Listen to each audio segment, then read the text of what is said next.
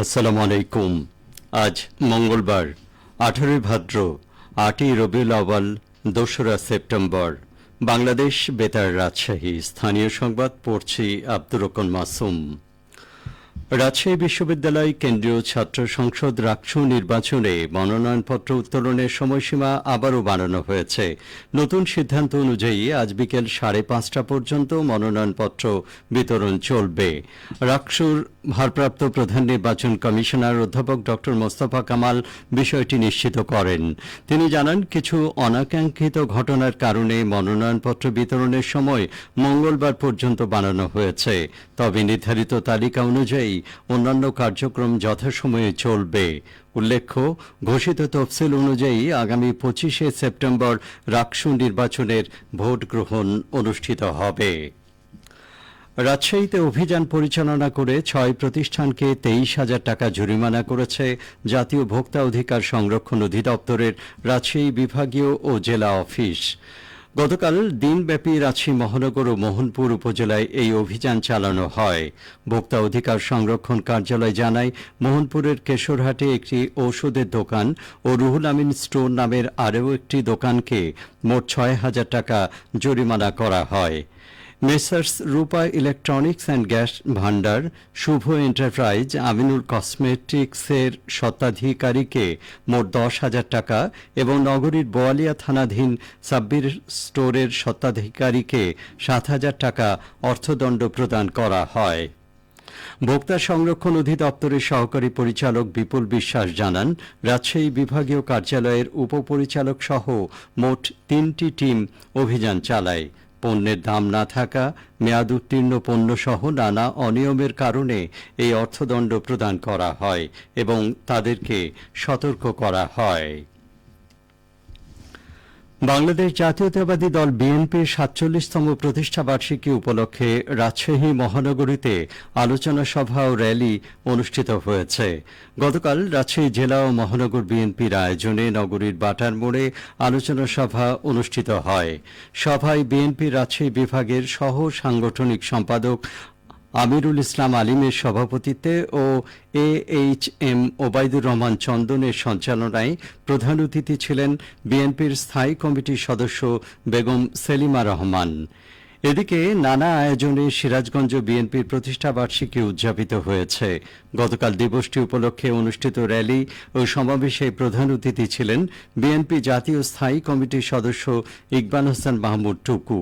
এ সময় সিরাজগঞ্জ জেলা বিএনপির সভাপতি রোমানা মাহমুদ, সাধারণ সম্পাদক সাইদুর রহমান বাচ্চু সহ অনেকেই বক্তব্য রাখেন। আমাদের চাঁপাইনবাবগঞ্জ সংবাদদাতা জানান, নানা কর্মসূচিতে চাঁপাইনবাবগঞ্জেও বিএনপির 47তম প্রতিষ্ঠাবার্ষিকী উদযাপিত হয়েছে। দিবসটি উপলক্ষে গতকাল বিকেলে চাঁপাইনবাবগঞ্জ পৌরসভা পার্কে সমবেত হন বিএনপি ও অঙ্গ সংগঠনের নেতাকর্মীরা। পরে জেলা বিএনপির উদ্যোগে বর্ণাঢ্য র্যালি বের করা হয়। র্যালিতে নেতৃত্ব দেন জেলা বিএনপির আহ্বায়ক গোলাম জাকারিয়া ও সদস্য সচিব রফিকুল ইসলাম। এছাড়া বগুড়ায় বিএনপির 47তম প্রতিষ্ঠাবার্ষিকী উপলক্ষে গতকাল বিকেলে ঐতিহাসিক আলতাফুন্নেসা খেলার মাঠে র্যালির পূর্বে সমাবেশ অনুষ্ঠিত হয়। সমাবেশে সভাপতিত্ব করেন জেলা বিএনপির সভাপতি রেজাউল করিম বাদশা। সমাবেশে বক্তব্য রাখেন বিএনপি চেয়ারপারসনের উপদেষ্টা AKM মাহবুবুর রহমান, কৃষক দল কেন্দ্রীয় কমিটির সিনিয়র সহসভাপতি হেলালুজ্জামান তালুকদার লালু। নওগাঁর রানীনগরে দ্রব্যমূল্য স্থিতিশীল রাখতে ও স্বল্প আয়ের মানুষদের সুলভ মূল্যে খাদ্যপণ্য প্রাপ্তি নিশ্চিতের লক্ষ্যে খোলা বাজারে ভর্তুকি মূল্যে আটা বিক্রি শুরু হয়েছে। গতকাল TNT অফিস সংলগ্ন বিক্রয় কেন্দ্রে কর্মসূচির উদ্বোধন করেন উপজেলা নির্বাহী কর্মকর্তা মোহাম্মদ রাকিবুল হাসান। সংশ্লিষ্টরা জানান, উপজেলার 2টি বিক্রয় কেন্দ্রে আটা বিক্রি শুরু হয়েছে। প্রতিটি কর্মদিবসে সাধারণ মানুষ প্রতি কেজি আটা 24 টাকা মূল্যে ক্রয় করতে পারবেন। উদ্বোধনী অনুষ্ঠানে উপজেলা খাদ্য পরিদর্শক আনিসুর রহমান সহ অন্যরা উপস্থিত ছিলেন। এদিকে বগুড়া সোনাতলা উপজেলা খাদ্য নিয়ন্ত্রণ অধিদপ্তরের উদ্যোগে খোলা বাজারে ওএমএস এর আটা বিক্রি কার্যক্রমের উদ্বোধন করা হয়েছে। গতকাল এই অনুষ্ঠানের উদ্বোধন করেন উপজেলা খাদ্য নিয়ন্ত্রক শাহেদুর রহমান। অনুষ্ঠানে বক্তারা বলেন, সুলভ মূল্যে আটা বিক্রির মাধ্যমে নিম্ন আয়ের মানুষের খাদ্য নিরাপত্তা নিশ্চিত হবে এবং বাজারে এক ধরনের স্থিতিশীলতা আসবে। পৌরসভার 2টি পয়েন্টে 2 ডিলারের মাধ্যমে প্রতিদিন 1 টন আটা প্রতি কেজি 24 টাকা দরে বিক্রি করা হবে। খেলার খবর ভলিবল।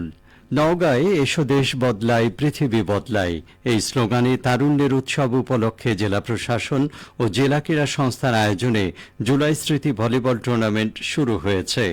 গতকাল শহরের নওজোয়ান মাঠে ফেস্টুন উড়িয়ে টুর্নামেন্টের উদ্বোধন করেন জেলা প্রশাসক মোহাম্মদ আব্দুল আওয়াল। টুর্নামেন্টে মোট 8টি দল অংশগ্রহণ করছে। উদ্বোধনী ম্যাচে রানীনগর উপজেলা দলের বিপরীতে মান্দা উপজেলা ভলিবল টিম অংশ নেয়। সবশেষে আবহাওয়া। আজ সকাল 6টায় রাজশাহীতে তাপমাত্রা ছিল 27 ডিগ্রি সেলসিয়াস। সেই সময় বাতাসে আর্দ্রতার পরিমাণ ছিল 82%। রাজশাহী ও পার্শ্ববর্তী এলাকায় আজ সূর্যোদয় হয়েছে ভোর 5টা 46 মিনিটে, সূর্যাস্ত সন্ধে 6টা 22 মিনিটে। সংবাদ শেষ হলো। আমাদের পরবর্তী স্থানীয় সংবাদ দুপুর 12টা 10 মিনিটে।